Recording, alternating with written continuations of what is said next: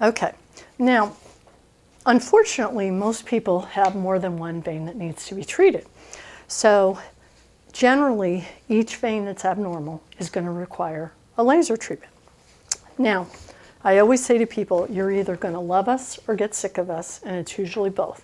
So you got to hang in there because, first of all, you have been growing these veins for a long time. And the best treatment is treatment that is very thorough and detail-oriented. And I think you will see through these videos, plus when you come here, that that's the way I am. Now, let's say we start with the left leg and we do the laser again in this spot. Well, now we've got to do the right leg, okay? Exact same process. Then we've got to do the back of the left leg, same process, the back of the right. So in this person, they need, 4 laser treatments. Now, let's pretend their second laser treatment is the next day. Well, basically, that's very simple. You'll get up and you'll actually remove your hose because, again, the hose are constricting the vein and decreasing the amount of fluid in them. So you want to remove your hose.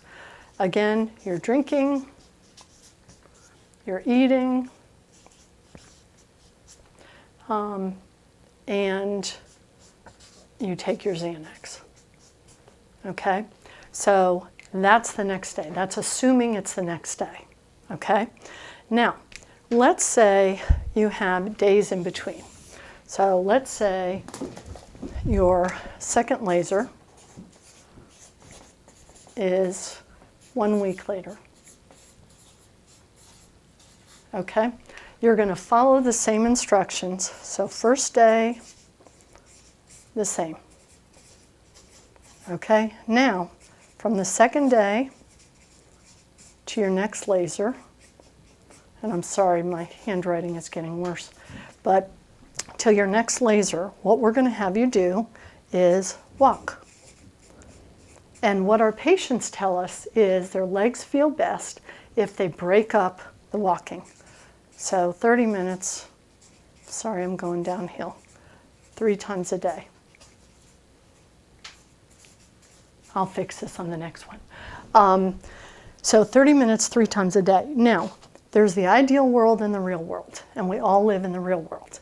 If somebody asked me to do this, I would say, and I'd have a hard time doing this because if anybody knows anything about a doctor's schedule, there basically is no lunchtime. Now, if I'm a good patient, I would block out time, and I'm not going to tell you what I would probably do. But all of our patients say the more they walk, the better they do. So if you could come up with this regimen, or let's say you do 15-minute intervals throughout the day, that's fine. But the more you do, the better. Now, in terms of discomfort in between, most people, maybe they use Tylenol and Advil the next day. Most people don't really need much after that. So the key in between lasers is to walk. Now, those of you who are coming to see me now who love to exercise and be active are lucky because I went to a conference about a month ago and this world-renowned specialist said that he lets people do whatever they want the day after treatment. So the good news is you can wake up the next day, and if you feel like swimming, going for a run, whatever, working in the garden, you can. Now, listen to your body. If you decide you're going to go for your 6-mile run and your legs don't feel good, or you have some discomfort or tightness, stop and either walk it or decrease the amount you're running or just don't do it. So listen to your body. If your body is feeling fine, if you have no problems, go for it. As far as this physician is concerned, this doesn't affect results. And so my goal is to make this as easy as possible. So I'm letting patients do essentially whatever they want the day after treatment. Now, when you have your next laser, this cycle starts over. So the next laser, you're going to have the first day instructions that I just gave you with wearing the hose and doing the be the queen and walking, etc. But essentially, it's all the same. Now, generally, people want to get this over with, especially during the summertime. So if we can, we try to book your appointments pretty close together, and that minimizes the amount of time you have to wear the hose. Now, the amount of time you wear the hose is a little bit negotiable because every doctor does it differently. Technically, our advice is you wear them day and night for 2 days, and then during the day for 3. Now again, if you're having lasers, let's say 4 days in a row, that compresses the amount of time that you're wearing lasers. But I've had people who can't wear them to sleep. That's okay. Again, you do the best you can with that. I do think that people do better when they wear the hose, and most people will say they didn't like them, but when they wore the hose, they felt better.